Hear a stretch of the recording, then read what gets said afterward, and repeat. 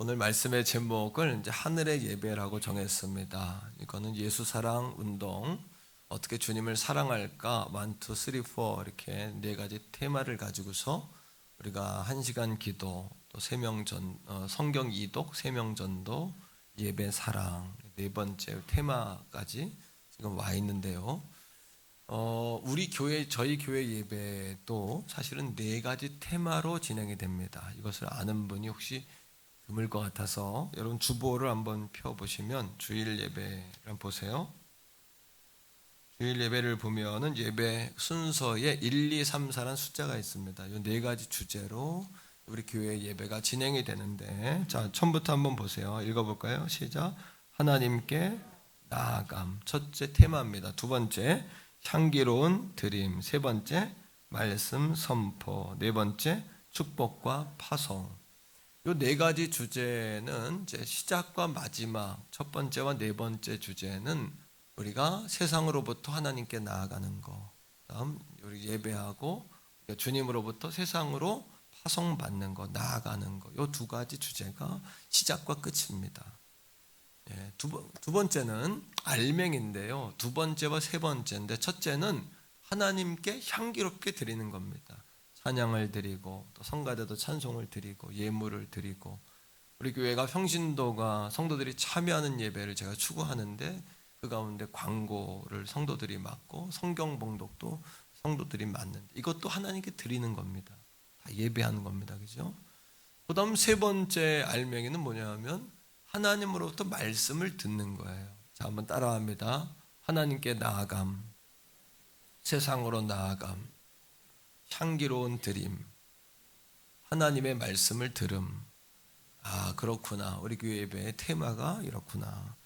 그런데 이 기준을 어디서 제가 이렇게 연구하고 기도하고 세웠냐 하면은 몇 년 전에 제가 안식월을 제게 주셔가지고 한 달을 쉬었어요. 쉬면서 이제 우리나라에서 부흥하고 잘 되는 교회들을 탐방해서 공부하는 기회가 있었는데, 분당 우리 교회, 또 선한목자교회, 오륜교회, 만나교회 네 교회를 제가 탐방하고 교회 예배들을 이렇게 공부하고 제가 왔습니다. 그 예배를 공부하고 와서 이제 다른 교회에 대한 예배가 궁금하잖아요. 뭐 여의도 순복음교는 어떻게 드리나, 리고렌 세들백은 어떻게 예배를 드릴까, 힐송은 어떻게 드리나, 그런 궁금함이 늘 있는데, 그런 궁금함 가운데 우리 교회의 예배를 이제 공부하는 가운데 네 가지 기둥으로 세운 겁니다. 근데 제가 정말로 궁금했던 예배는 뭐냐 하면, 이 땅에서의 예배가 아니라 저 하나님 나라의 하늘 예배는 어떻게 드릴까? 왜요? 우리가 이 땅을 떠나서도 영원히 드려야 될 예배가 하늘 예배잖아요. 천상의 예배, 천국의 예배. 그 예배에 대한 궁금함을 갖게 된 거예요. 그리고 그 예배로부터 네 가지 테마를 이제 정립하게 된 겁니다. 그것이 하나님께 나아가고, 그 다음에 향기롭게 드리고, 하나님 음성을 듣고, 또 축복을 받아서 우리가 파송받아야 된다라는 네 가지 주제를 보게 된 겁니다. 자, 그러면 하늘 예배는 어떤 예배인가? 오늘 그걸 공부하고 은혜를 받으려고 그래요. 그래서 그 예배가 우리 예배 되기 원하고, 나의 예배, 여러분의 예배, 우리의 예배, 가정에서 예배하는 분들도 그런 예배를 드리기 원하는 겁니다. 세 가지 주제가 있어요. 우리 한번 첫 번째 따라합니다. 지극한 경외심. 첫 번째 지극한 경외심은 엎드림이라는 표현을 통해서 보여질 수 있어요. 엎드림을 통해서 우리가 경외를 나타내요. 자, 우리가 하늘의 커튼을 엽니다. 오늘 사도 요한이 주일 아침에 밤모섬에서 기도하다가 하늘의 문이 열렸어요. 그리고 음성을 듣고 하늘의 천상의 예배 현상을 보게 된 거예요. 그게 오늘 말씀입니다. 그리고 미래에 관한 이야기를 듣게 된 겁니다. 첫 번째는 천국에 가면 하나님의 보좌가 있습니다. 보좌, 왕좌, 하나님의 의자가 있어요. 그 다음에 24명의 장로 되신 분들이 그 자기의 각자의 의자를 가지고 앉아 있습니다. 이거는 24장로의 보좌라고 합니다. 자, 그런데 그들이 앉아서 뭐 할까? 자, 말씀 속에서 보는데 그 24장로는 누구를 이야기하냐면, 이걸 오늘 딱 마스터하고 가는 겁니다. 12명은 12지파를 이야기해요. 이건 모든 민족의 대표를 이야기하는 겁니다. 12지파는. 그러면 12명의 12장로는 뭐냐? 이 12명은 12 사도를 상징해요. 그래서 모든 믿는 자의 대표 12명, 모든 민족의 대표 12명이 하나님의 보좌 앞에 앉아 있는 거예요. 자, 그들이 뭐랄까? 요한계시록 11장 16절입니다. 우리 다 같이 화면에서 봅니다. 다 같이 읽어요. 하나님 앞에 자기의 보좌에 앉아 있던, 자기 보좌가, 의자가 있어요. 그 다음에 24명의 장로가 뭐합니까? 엎드려 얼굴을 땅에 대고 하나님께 경배합니다. 이 모습은 뭐와 같으냐 하면 집에 가서 꼭 해보세요. 무릎을 꿇고 앉습니다. 그 다음 이마나 볼을 땅에 댑니다. 그 손은 어떻게 할까요? 손을 짚으면 편하거든요. 손을 하늘로 올려야 합니다. 그러면 뭘로 지탱이 되냐 하면 얼굴로 지탱이 돼요. 그 자세가 한없이 불완전해요. 그래서 나는 하나님 앞에 불완전합니다. 하나님을 통해서만 나는 안정되고 완전해질 수 있습니다. 이런 뜻입니다. 그러니까 24 장로가 하나님 앞에 모든 인생의 대표격인 그들이 하나님 앞에 엎드렸다는 거예요. 두 번째, 하나님이 앉아 계시고 24장로가 있습니다. 오늘 커튼을 연 거예요. 하나님 나라에 대한 그림을 그리는 거예요. 그 다음에는 천사가 하나님의 보좌를 돕니다. 6개의 날개를 가지고 얼굴을 가리고 날개짓하고 발을 가리고, 하나님 빛을 볼 수 없고 또 발이 더러우니까 6개의 날개를 가지고 하나는 날개짓을 합니다. 그죠? 자, 그 천사들은 뭐를 할까요? 자, 말씀 속에서 요한계시록 7장 오늘 읽은 말씀인데 11절이에요. 다 같이 읽죠. 모든 천사가 보좌와 장로들과 네 생물. 그럼 네 생물은 또 뭐냐? 네 생물은 뭐냐 하면 하나님의 보좌 우편에는 어린 양 예수가 계시고 그 주변엔 4개의 생물이 있습니다. 요한계시록 5장, 6장에 보면 네 생물에 대한 설명이 나오는데 한번 따라합니다. 사자, 이건 힘을 뜻해요. 두 번째, 송아지, 이건 노동의 헌신, 재물, 그죠? 세 번째, 사람, 이건 지혜를 뜻합니다. 그 다음 네 번째, 독수리, 이거는 용맹을 뜻합니다. 이게 하나님의 성품을 상징하는 거예요. 네 생물이, 하나님이 앉아 계시면 우편에는 어린 양이신 예수가 계시고 그 주변에 4개의 상징물이 있구나. 이해가 됐죠? 앞에는 누가 있다고요? 24 장로들이 앉아 있는데 12명은 민족 대표요, 12명은 믿는 자들의 대표다. 그리고 이 주변을 누가 날아다닌다? 천사가 날아다닌다. 몇 개의 날개로? 6개의 날개. 이게 성경의 내용입니다. 이게 천국에서 벌어진 예배예요. 이 예배를 안 배우고 천국 가면은 당황할 수도 있어요. 예배를 어떻게 드려야 되지? 뭐 이런 마음이 생기지 않을까요? 자, 읽습니다. 자, 그 다음에 넘겨주시고 시작. 보좌 앞에 천사들이 엎드려, 천사도 어떻게 해요? 얼굴을 땅에 대고 하나님께 경배합니다. 경배, 엎드림을 통하여 하나님을 경외함을 표시하는 것이 예배예요.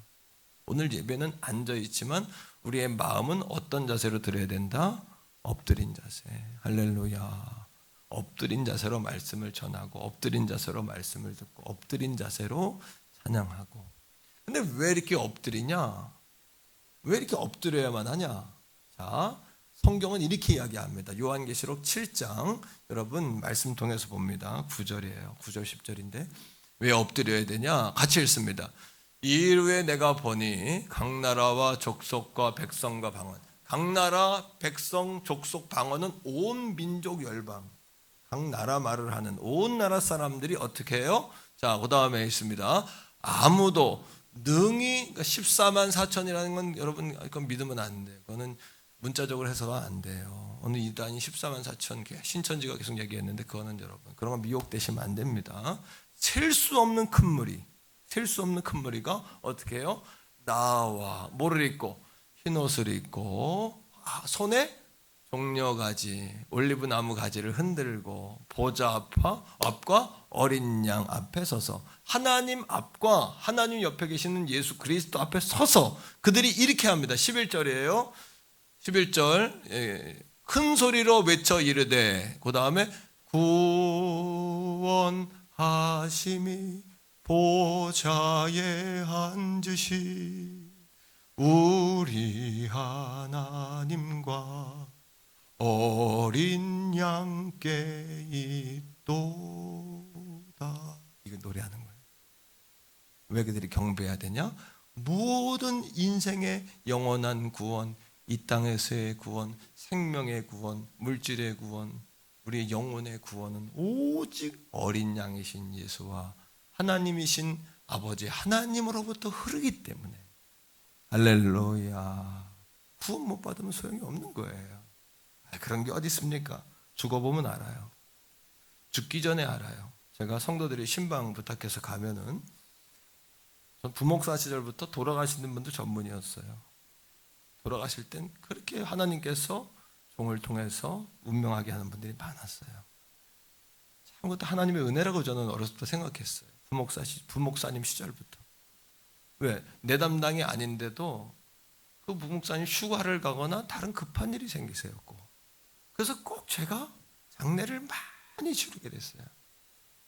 근데 제가 혼자 기도하다가 깨달음을 주님이 주시는 거예요. 부족하지만 하나님께서 종의 손을 통해서 그 영혼을 천국 가도록 안내하고 받으시는 것을 좋아하시나 보다, 이렇게 생각했어요. 아멘이 안 나오시는데요, 은혜가 되지 않아요? 그래서 저는 그렇게 그냥 하석을 했어요. 그렇게. 왜냐하면 그 얼마나 많은 분들을 그렇게 천국 보내는지 몰라요. 기도하다가 띠띠띠띠 하다가 중간에 띠 하신 분도 많고요. 그런 분들은 자녀들이 굉장히 기뻐하더라고요. 기도받다 그렇게 갔다는 거예요. 너무너무 기뻐하더라고요. 마지막 돌아가시기 전에 가가지고 주님 영접하라고 고백하면요, 대부분 100%다 고백해요. 그 이유는 뭐냐면 예수가 진짜요, 또 한 가지는 누구나 다 죽음에 대한 두려움과 공포가 있기 때문이에요. 이 구원의 문제를 우리가 해결받았다는 것은 너무너무 놀라운 축복이요 선물인 줄로 믿습니다, 여러분. 두 번째, 경외한다라는 단어는 엎드림으로 표시되지만 따라합니다. 야레한다. 야레는 히브리어로서 공경과 두려움이에요. 왜 공경해야 될까요? 그분은 우리를 구원하신 사랑의 아버지 하나님이니까 공경하셔야 돼요. 모든 명예, 그분은 모든 명예를 가지고 계세요. 할렐루야. 두 번째, 왜 그분을 두려워해야 될까요? 그분은 의의 심판자예요. 우리를 심판하시는 분, 심은 대로 거두게 하시고 믿는 자를 구원하시는 심판의 하나님이시기 때문이에요. 그러하기에 그 하나님이 기뻐하시는 예배가 어떤 예배냐 하면 주님을 의뢰하고 경외하는, 공경하고 존경하는 예배를 주님은 기뻐하세요. 자, 147편 시편 147편이에요. 10절 11절 말씀인데, 자, 말씀을 보세요. 자, 읽습니다. 여호와는 말의 힘이 세다 하여.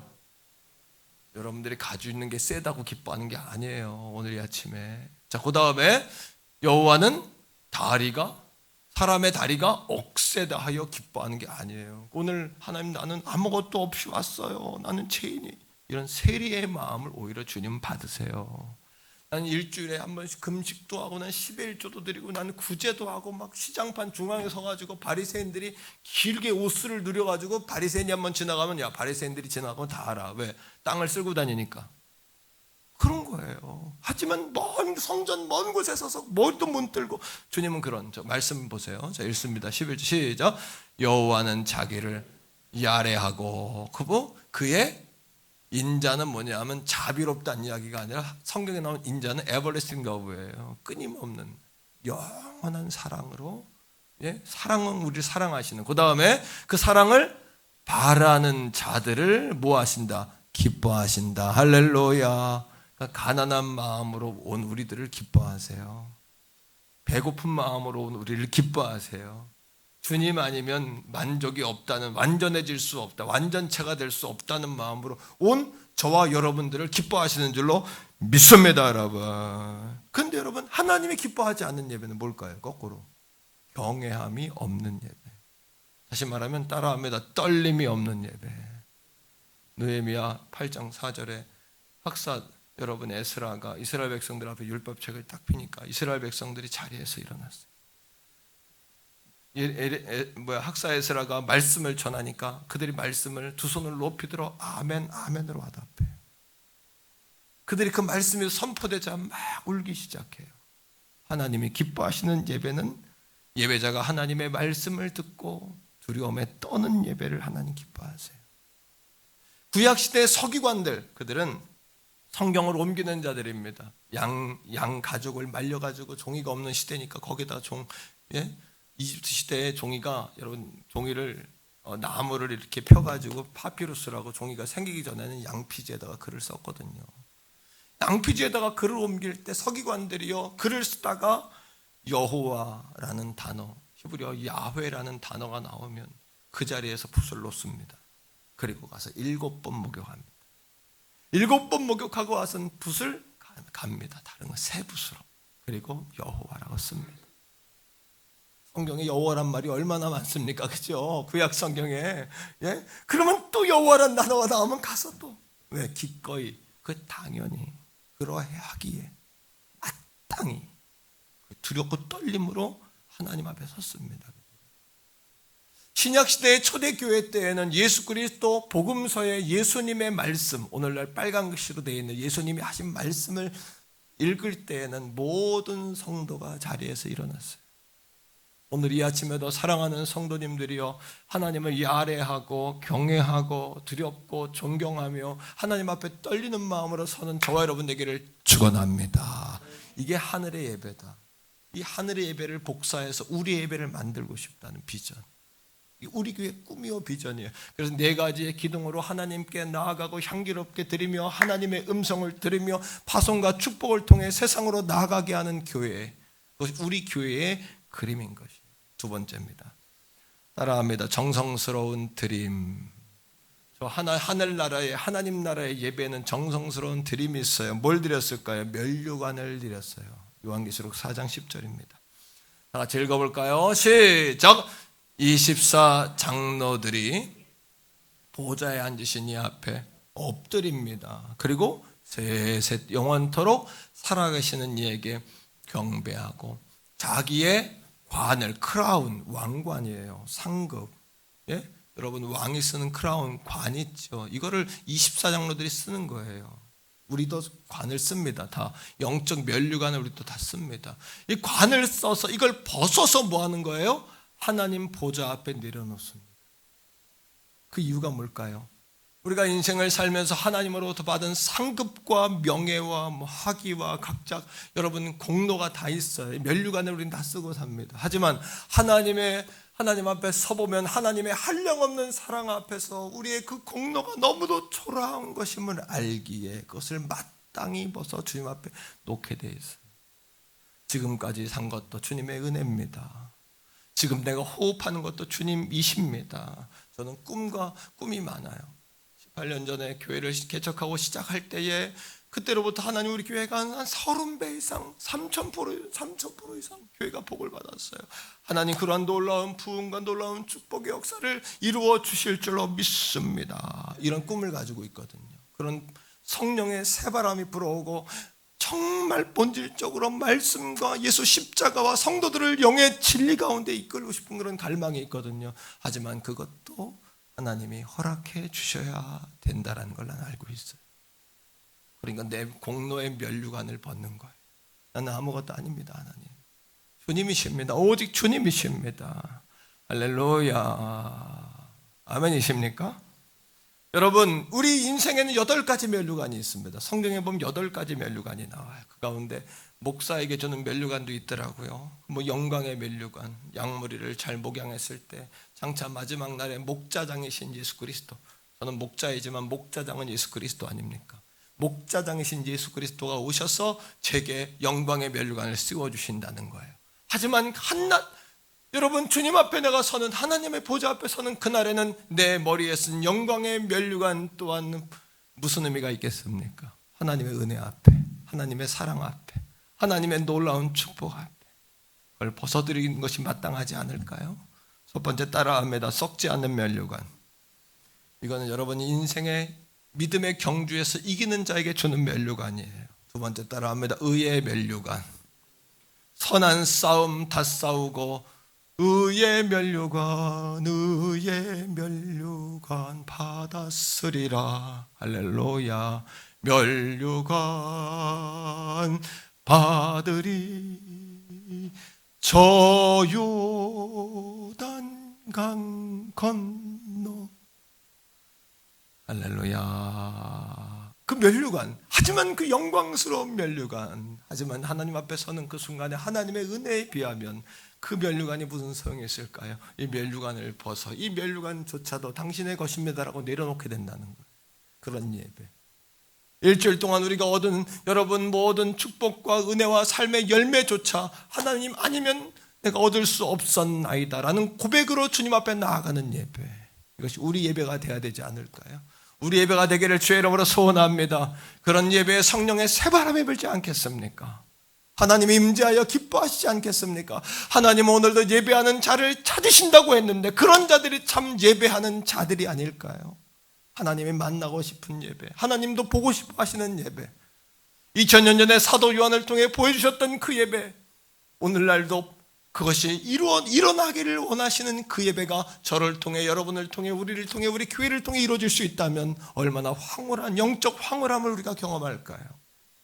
그런 예배 말입니다. 따라합니다. 생명의 면류관, 죽도록 충성하는 자에게 줍니다. 영광의 면류관, 목자장이 목사들에게 주는 면류관입니다. 금면류관, 24장로들이 머리에 썼던 면류관이, 그들이 벗어놓았던 면류관이 뭐냐면 금면류관이, 금면류관. 자, 다 같이 따라하세요. 자랑의 면류관. 구원받은 하나님의 백성들은 영적 자랑의 면류관을 다 씁니다. 우린 머리에 다 쓰게 돼 있어요. 자랑의 면류관. 그 다음에 기쁨의 면류관. 이건 우리가 누군가를 전도했을 때 하나님이 우리에게 주시는 기쁨의 면류관이에요. 기쁨의 면류관, 영혼 추수를 통하여 오늘도 새로운 가족들이 온 것이 종에겐 너무나 큰 기쁨의 면류관이에요. 우리들에겐 기쁨의 면류관이에요. 하나님 감사합니다. 주님을 찬양합니다. 귀한 가족들 만나게 하심을 감사합니다. 따라합니다. 인자와 긍휼의 면류관. 하나님의 인자하심과 용서하심이 없었다면 구원받을 수 없어요. 그 면류관을 우리 머리에 씌워주신다는 거예요. 그러하게 예배하는 여러분들은 승리자인 줄로 믿게 되기를 축복합니다. 옆에 있는 분들에게 말해줍시다. 당시 예배하는 당신은 승리자이십니다. 두 번째, 우리가 하나님 앞에 정성스러운 드림을 드려야 돼요. 뭘 드려야 될까요? 다 같이 따라합니다. 시간을 드리고 정성을 드리고 예물을 드리자. 예수님이 정말 사랑했던 도시가 있어요. 마을이요. 그 마을은 예루살렘이 아닙니다. 고난주간에 7일간의 여러분 많은 일정 가운데, 한 주간의 일정 가운데 예루살렘에서 고나게 핍박받고 사역하신 후에 저녁이 되면 가셨던 도시가 있어요. 그 도시의 이름은 베단입니다.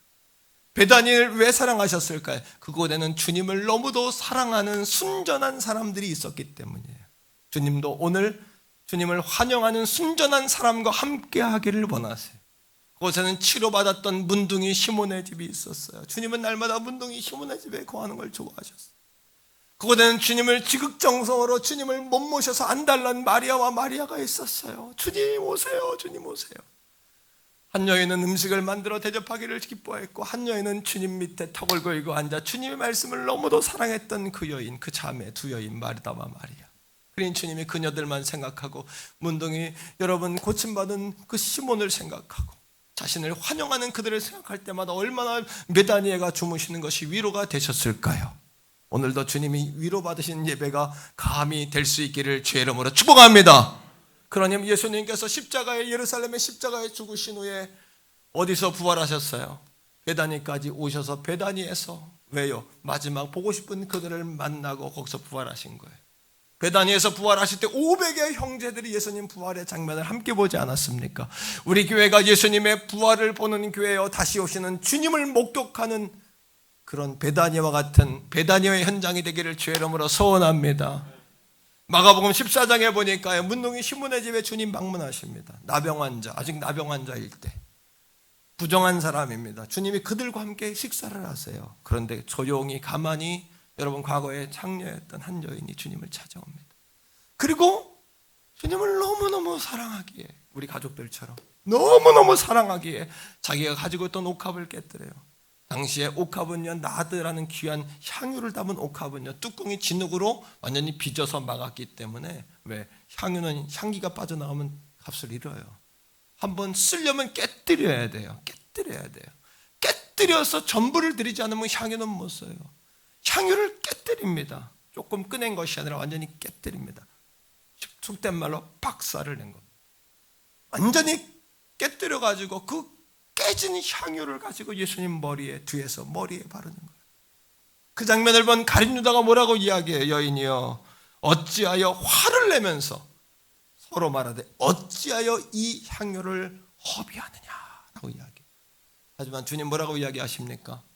복음이 증거되는 고고되는 이 여인이 행한 이 일이 영원토록 함께 증거되리라. 주님이 기념하고 싶었던 사건이에요. 왜? 주님이 너무나 사랑받았던 감동했던 그런 사건이었던 거예요. 여기서 우리는 하나님께 드리는 예물이 무엇인가를 보게 됩니다. 첫 번째로 그 한 여인은 하나님의 사랑을 계산할 수 없는 사랑으로 받아들였기에 자기의 옥합을 계산하지 않고 깨뜨려 드리는 거예요. 이것이 예물의 정신이에요. 따라합니다. 하나님의 사랑은 계산할 수 없는 것이기에 우리도 주님의 은혜를 계산하지 않고 드려야 한다.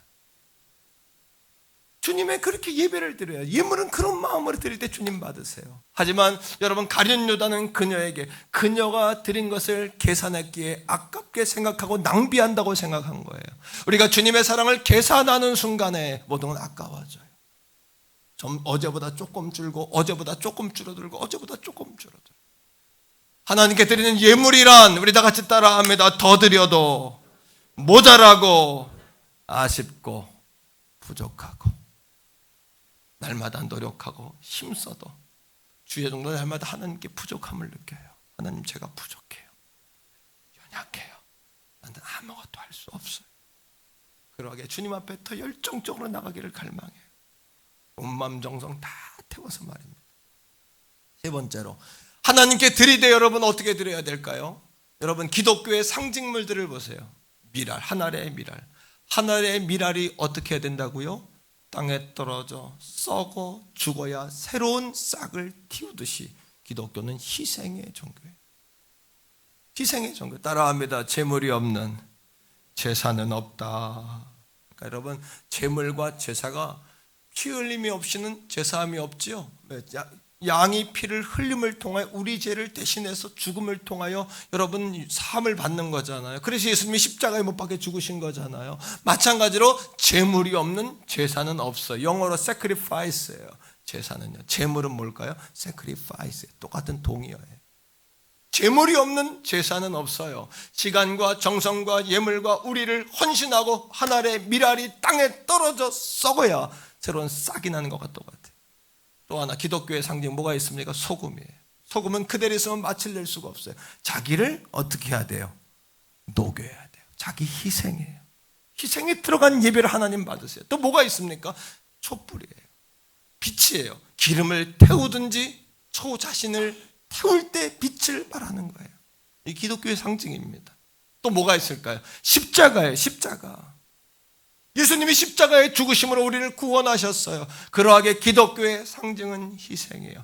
드림의 정신은 따라합니다. 드림은 희생을 전제로 한다.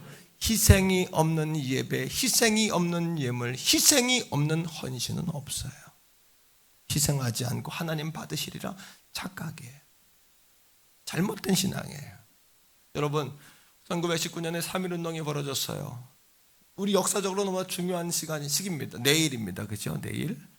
내일인데요. 그 당시 일제가 우리나라를 다스리고 있었어요. 그러나 3.1운동을 통하여 어떻게 했습니까? 우리가 독립국임을 선언한 거예요. 말도 안 되죠. 지배국 가운데 있는데 어떻게 독립을 선언합니까? 그로부터 한 5년, 6년이 지나 독립이 되는 건데요. 이미 그런 생각을 어떻게 하게 됐을까요? 그 이면에는 기독교 정신이 있었기 때문이에요. 기독교가 어떻게 그런 영향력을 발휘할 수 있었을까요? 33인의 민족 대표들이요. 그 모든 독립선언문을 여러분 발기하고 그것들을 선포할 때에 33명 가운데 16명의 기독교인들이 있었어요. 그들이 어떻게 그런 영향력, 그런 인정, 그런 여러분 리더십을 갖게 될 수 있었을까요? 지금으로부터 120년 전 1900년대 초반에 기독교는 한국에 들어와 정착됐어요. 1907년에 우리 성결교회는 시작됐어요. 그 당시에 우리 조선의 인구가 1700만이에요. 1700만. 그 가운데 기독교 인구는 20만밖에 안 됐어요. 1.5%인데 민족 지도자 가운데 50%가 기독교인이었어요. 그 이유가 뭘까요? 희생이에요. 자신을 태워드림이에요. 오늘도 기독교의 본질은 자신을 희생함으로 드러나요. 자신을 태워드릴 때 하나님께 영광이 되는 거예요. 오늘 예배를 통하여 하나님께 진정한 온전한 드림이 있기를 주의 이름으로 축원합니다. 할렐루야. 이게 기독교 정신이에요. 오늘도 사랑하는 성도 여러분, 세상을 향해 실패를 선포하고 나가면 절대 못 이겨요. 세상이 어렵다, 힘들다. 여러분 신앙의 고백이잖아요. 그게 오히려 신앙 고백보다도 진리로 받아들이잖아요. 어렵다, 힘들다, 안 된다, 될까? 천만의 말씀이에요. 따라합니다. 더 좋은 일이 일어납니다. 한 번 더요. 더 좋은 것은 아직 오지 않았습니다. 한 번 더 기가 막힌 이야기 해드릴게요. 끝나기 전에 끝난 것이 아닙니다. 한 번 더요. 야구는 9회 말 뭐 이후에요? 어떻게 잘 아세요? 여러분 인생의 9회 말 투아웃까지 왔을지라도 그때 역전할 수 있는 것이 그리스도의 정신이에요. 우리가 지고 있어도 진다고 말하지 마세요. 할렐루야. 죽어도 죽는다고 말하지 마세요. 죽을 것 같다고 말하지 마세요. 예수 그리스도는 죽음 가운데 생명으로 부활하신 우리 주님이신 줄로 믿게 되기를 주의 이름으로 축원합니다. 여러분들이 그러한 꿈을 꿀 때 여러분들에게 놀라운 축복과 기회가 주어질 거예요. 절대 원망하는 말, 저주하는 말, 불평하는 말 하지 마세요. 창의적인 말, 창조하는 말, 하나님을 감동시키는 말. 할렐루야. 오늘도 이 단어 하나하나가 여러분들의 꽂히기를 주의 이름으로 축원합니다. 그러하게 사랑하는 성도 여러분, 이 나라 이 민족이 일제시대 가운데 압제를 받고 있지만 어떻게 그런 생각을 했냐는 거예요. 독립을 선언하고, 독립선언은 뭐예요? 우린 지고 있지만 승리했다라고 고백하는, 마침내 승리한다고 고백하는 거예요. 너희들이 우리 육체는 묶었지만 우리의 정신과 영은 묶을 수 없다라고 고백한 거예요. 믿습니까? 이것이 기독교의 정신이란 말이에요. 이게 예수 정신이란 말이에요. 예배의 정신이란 말이에요. 왜요? 우리가 온 땅에 육이 세상에 속했으니까 세상의 법과 상황에 이끌려갈 수밖에 없지만 오늘도 우리의 정신과 우리의 혼과 우리의 영은 자유로운 줄 믿습니다. 전 세계를 날아다니는 거예요. 오늘을 살지만 영혼을 사는 거예요.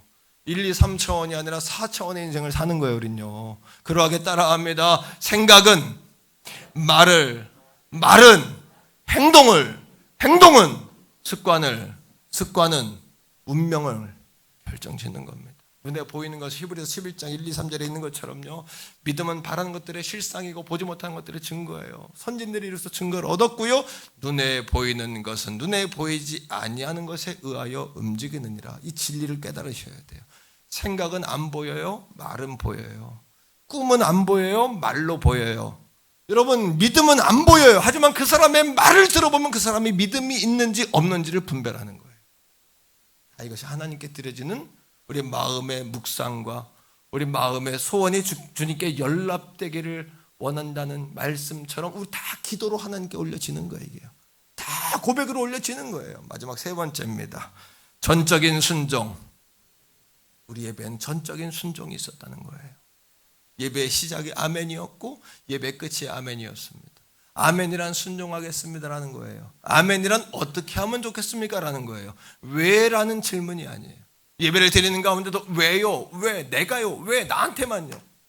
그러면요. 힘들고 어려울 때는 여러분 뭔가 부담스러운 일이 있을 때 담임 목사님이 딱 쳐다보면 목사님이 날 쳐다볼까? 근데 평소에 안 쳐다보면 왜 나 안 쳐다보지? 똑같은 얘기입니다. 우리가 힘들 때 하나님 왜 안 쳐다봐요? 그러죠. 하지만 주를 위해 뭔가 희생해야 될 때 하나님 왜 나만 쳐다봐요? 왜 나만이에요? 왜 나한테 그러세요? 그래요 안 그래요? 그런 삶을 살잖아요. 순종이란 뭐냐면요. 따라합니다. 하나님 어떻게 할까요? 무엇을 할까요? 할렐루야. 왜 해야 됩니까? 왜 납니까? 왜 나만 그렇습니까가 아니라 신앙이란 희생이요 능력이 거기서 나타나는 거예요. 자 말씀에서 보세요. 요한계시록 7장 12절이에요. 자, 오늘 본문입니다만 시작. 이르되 아멘. 찬송과 영광과 지혜와 감사와 존귀와 권능과 힘이 우리 하나님께 영원토록 있을지어다. 아멘 하더라. 말씀을 들을 때 뭐 해야 돼요? 찬송할 때, 기도할 때 끝까지 응답되지 않아도 최후의 승리 얻을 때까지 할렐루야. 그 아멘 정신 가지고 가는 이게 예배의 정신이에요. 천국의 예배요, 이 땅의 예배요, 우리가 꿈꾸는 예배요, 우리가 담고 싶은 예배예요. 할렐루야. 그러한 예배를 드릴 때 우리 예배를 통하여 하나님의 인도를 경험하는 축복을 얻는 거예요. 하나님의 인도를 경험해요. 자, 어떻게 하냐고요? 자, 요한계시록 7장 16, 17절에 답이 나오네요. 아멘으로 끝나는 것이 아니라 이어서 또 다른 예배 임하기 시작이 돼요. 16절 시작. 그들이 다시는 줄이지도 아니하며 목마르지도 아니하고 해나 아무 뜨거운 기운에 상하지도 아니하리니. 17절입니다. 이는 뭐예요? 뭐 때문에 보좌의 가운데 계신 어린 양이 우리의 뭐가 되사 목자가 되사 생명수 샘으로. 예배가 끝나는 것이 아니라 예배가 끝난 다음에 예수님 우리의 손을 직접 잡고 우리의 삶의 현장으로 나아가 주시는 거예요. 여러분, 전쟁의 현장으로 나아가 주시는 거예요. 싸움의 현장으로 나아가 주시는 거예요. 아멘입니까? 그 다음 하나님께서 시작. 하나님께서 그들의 눈에서 모든 눈물을 씻어 주실 것입니다. 할렐루야. 아멘. 그러하게 예배하는 여러분이 승리자인 거예요. 예배할 수 있는 우리가 승리자인 거예요. 저와 여러분이 챔피언인 거예요. 챔피언. 자존감을 높이기를 축복합니다. 영적 거인들이 깨어나기를 축복합니다. 젊은이들이여 꿈을 꾸시기를 소원합니다. 우리 장년 세대여 아버지 앞에 부르짖어 나가기를 소원합니다. 노년 세대여 따라합니다. 나에게 한 번 더 기회를 주옵소서. 우리 교회가 여러분 18해 전에 여러분 그렇게 어려운 가운데 30배 복을 받았다 그랬어요. 30배 더 받았죠. 지금부터 하나님 종의 남은 목회 20년 상황 가운데 우리 성도들, 여러분 성도들의 보람이 뭐예요? 교회가 잘 건강하게 잘 세워져 가는 게 성도들의 보람이잖아요. 저는 죄송하지만 우리 성도들의 그런 선물을 안겨드리고 싶어요.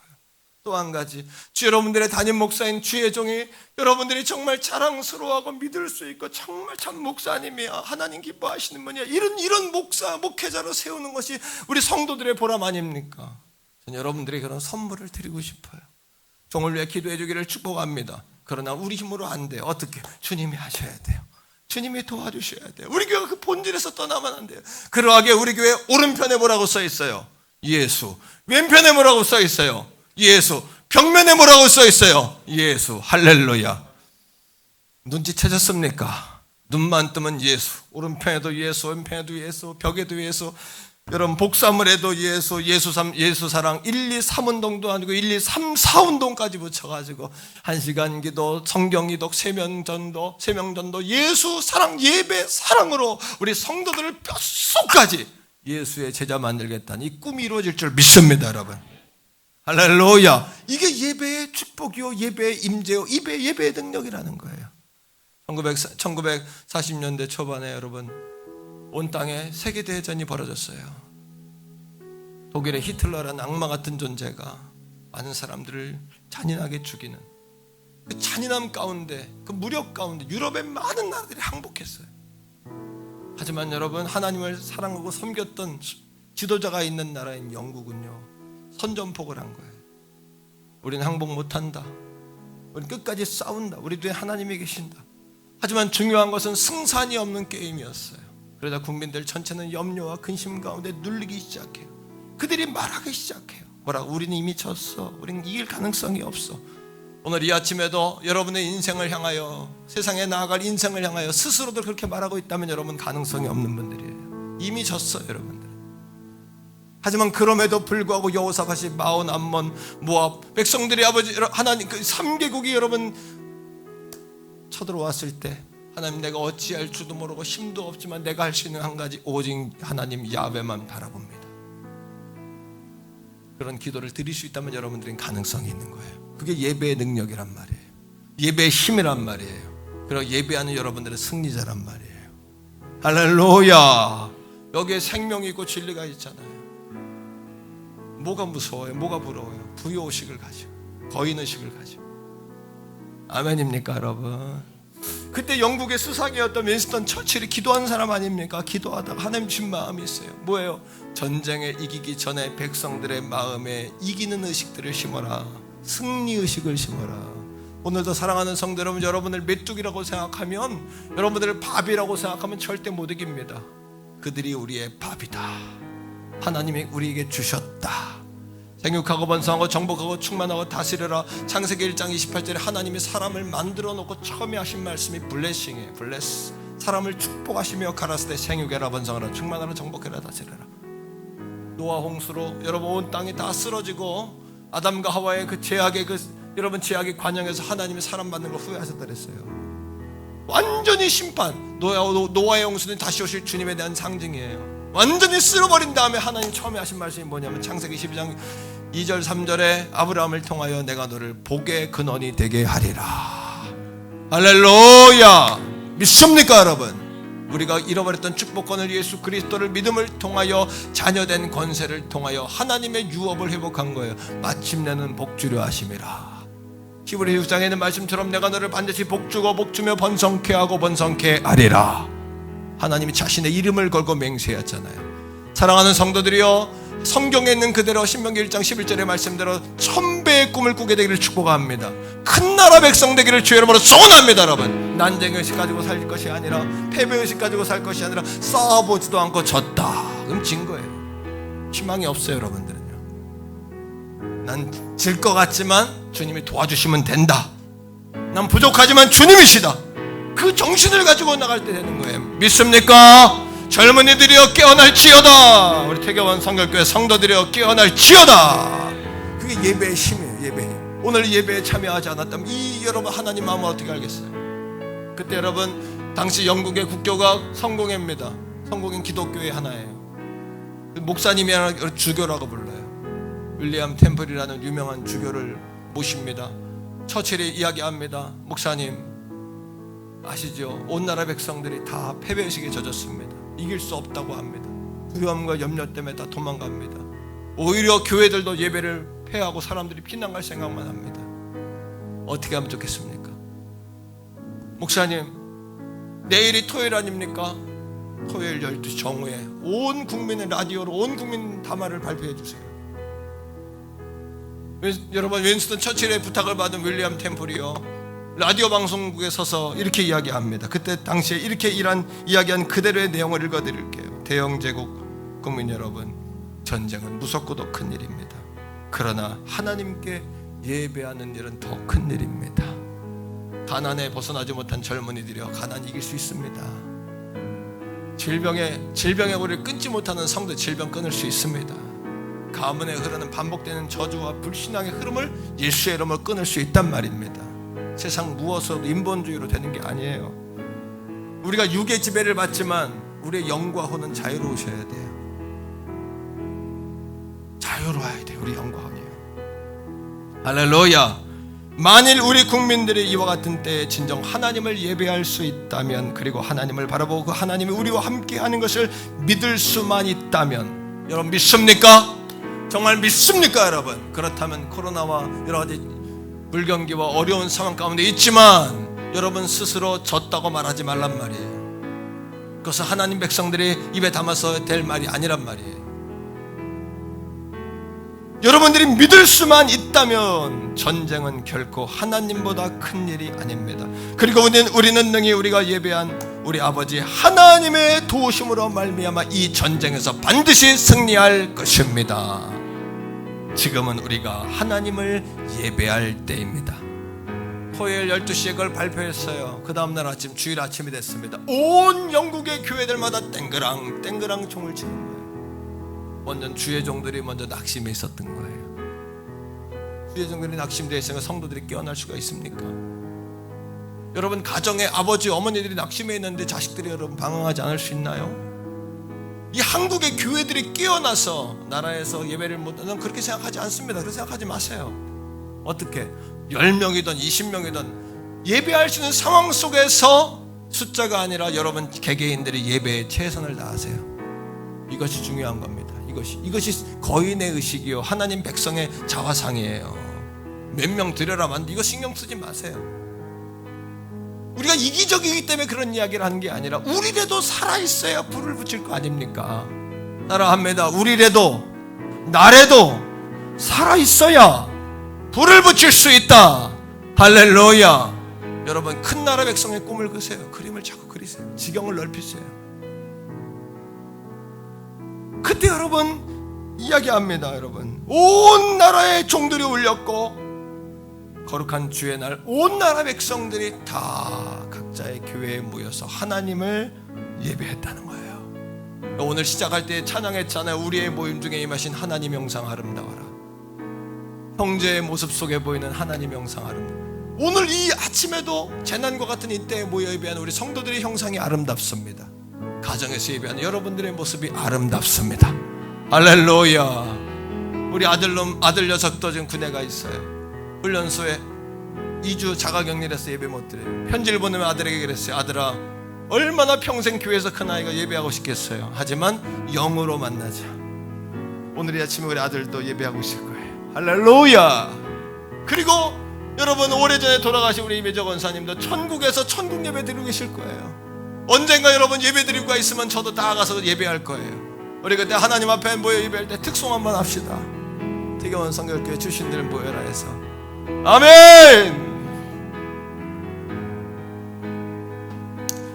눈물 나지 않습니까 여러분? 이게 예수 믿는 기쁨이 아닙니까? 성령 충만 받으면요 배고픔도 사라집니다. 여러분, 성령 충만 안 받아봐서 그래요. 성령 충만하면 추위도 없어집니다. 성령 충만 받으면 많은 사람들 앞에 부끄러움도 없어져요. 아무리 예수 외치고 내가 어떻게 사람들의 손가락질해도 보이지 않습니다. 성령 충만하면요 부도 두려운 일이지만 그 두렵지 않습니다. 하지만 성령 충만 받으면 돌파할 수 있어요. 말씀을 붙잡고 성령 충만하면 여러분 가난의 문제, 삶의 모든 문제 해결할 수 있습니다. 여러분 어떻게 하냐고요? 제가 경험해봤습니다. 내가 맛봤기 때문에 얘기하는 겁니다. 여러분 할렐루야. 오늘을 살지만 영원을 사는 성도들 되길 바라고, 현실을 살지만 천국의 예배를 날마다 드리는 우리들이 되면 얼마나 좋겠습니까?